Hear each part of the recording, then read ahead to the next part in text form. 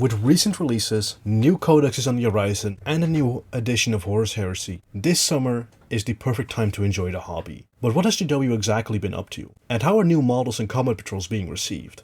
Chaplains are among the most wrathful warriors of the Adeptus Astartes, but in a chapter where every brother is zealous and the Emperor's wrath made manifest, what does it take for a chaplain to stand out? Introducing the Chaplain Execrator, these Knights of the Eternal Crusade are not content bellowing sermons and leading with their words, but instead prefer to charge headlong into battle where their actions inspire instead. It is the divine duty of the Execrators to ensure the Black Templars' holy vows are fulfilled in battle, inspiring comrades with their own feats of martial prowess. They are often the first through the breach and the last to fall. Accordingly, their remorseless persecution drives the unit they join into a berserk fury, letting them charge in the same turn as they advance. This makes a tooled-up squad of sword brethren into a terrifying threat on the battlefield, best served hunting down enemies and taking them down in brutal melee combat. And that is before factoring in the Execrator's own fighting skills. The Execrator comes with either a pyre pistol or a mastercrafted power sword next to his Crozius. These fearsome warriors might even be able to take down an entire squad of enemies by themselves. With the kit also coming with 2 heads and 2 backpack ornaments, the Chaplain Execrator might even give you enough bits to convert a regular chaplain into something more appropriate for the Black Templars.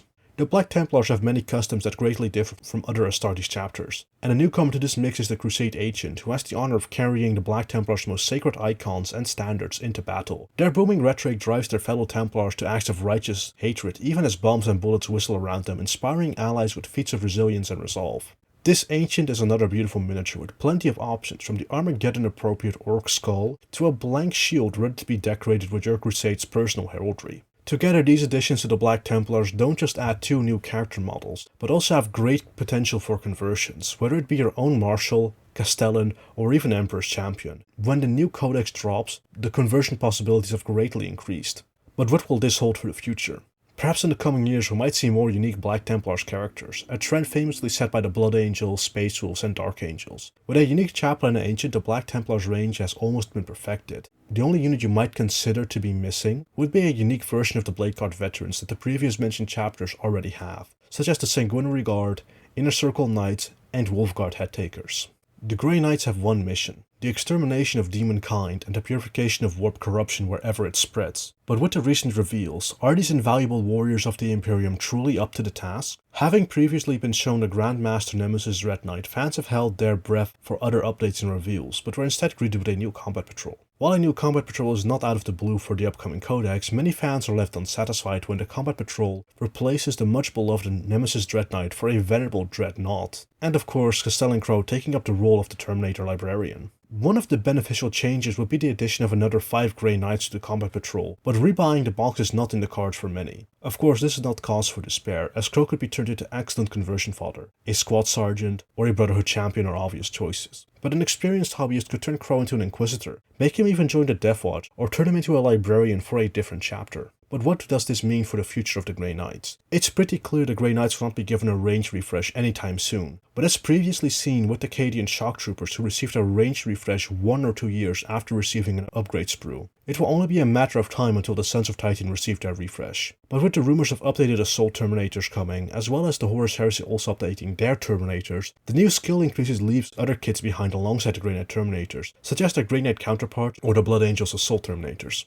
Dawn of Fire. The final installment of the Dawn of Fire series is also about to be released. The new novel completes the epic story of the Indomitus Crusade started 5 years ago with Avenging Sun, by capping the series off with the Silent King. This 9-part tale began with Guilliman starting his Indomitus Crusade and ends with the rapidly growing threat of the Pariah Nexus. With the book yet to be released and the Horus Heresy and Siege of Terra also having ended, what will the future of Black Library releases look like? For 40K directly, there could be a follow-up series treating the Necrons as a direct threat, or a new series could be launched taking place after Dark Imperium, with a focus maybe on the arcs of Omen Narrative or the 4th Tyrannic War. In any case, 40K readers still have much to look forward to, as while Dawn of Fire might end, the potential for other book series is still endless. With Fulgrim and the Lion also having returned, there are still many stories fans would like to see, such as Guilliman and the Lion reuniting, and of course Guilliman and Fulgrim finishing the fight they started 10 millennia ago. For those more interested into the Horus Heresy, the only obvious next step after the Siege of Terra would be telling the story of the Scouring where the Loyalists chased the traitors into the Eye of Terror, as well as the conflict from when Rebute Guilliman sought to enforce the Codex Astartes on his brothers.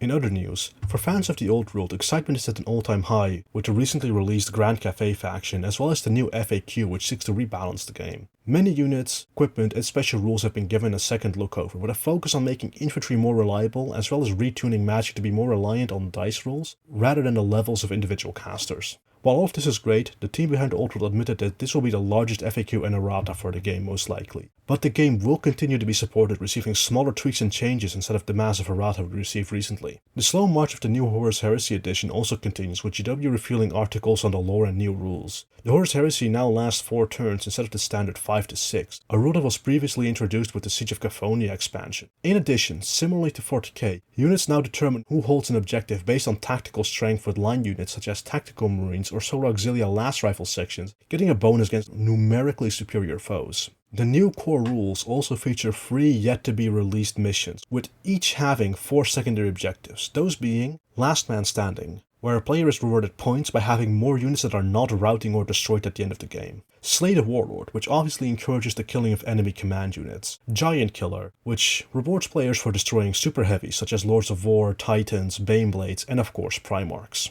There's also First Strike, which rewards a player for wiping out an enemy unit in their first player turn, adding a more Alpha Strike theme to the game. Furthermore, other units like Terminators, which aren't line, grant you bonus victory points when destroying or routing an enemy unit off the objective, but in return, these units only ever score 1 victory point from an objective. To counterbalance this, however, other units are utterly expandable, which means that they reduce the number of VPs granted when they are destroyed, which specifically hampers rules like First Strike. Games Workshop will also soon take a look at how each faction plays, which I will gladly cover when the news drops. That will conclude it all for today. Please feel free to share your own thoughts down below. Are you hyped for the new edition of Horus Heresy? Will you pick up that beautifully retro Grey Knights Combat Patrol? Or will you instead form a marching column in the old world?